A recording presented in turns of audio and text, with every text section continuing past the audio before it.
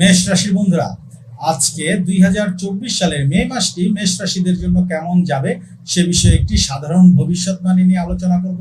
তো বন্ধুরা, মে মাসের প্রথম 10টি দিন মেষ রাশিদের ক্ষেত্রে নতুন সুযোগ বয়ে আনবে, যার ফলশ্রুতিতে মেষ রাশির মানুষরা পেশাগত জীবনে ক্রমাগত শেখার এবং উন্নতি করার ইচ্ছা নতুনভাবে আপনার মনের মধ্যে জাগ্রত হবে।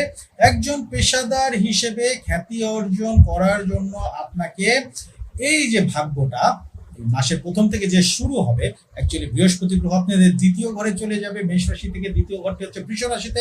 সেখানে যখন বৃহস্পতি চলে যাবে তখন কিন্তু আপনাদের পেশাদারিত্বে খ্যাতি অর্জন করার জন্য সহায়ক পরিস্থিতি তৈরি হবে। তো অনেকেই বলবেন যে এতদিন বৃহস্পতি মেষ রাশিতে ছিল, মেষ রাশিদের কিছু হলো না।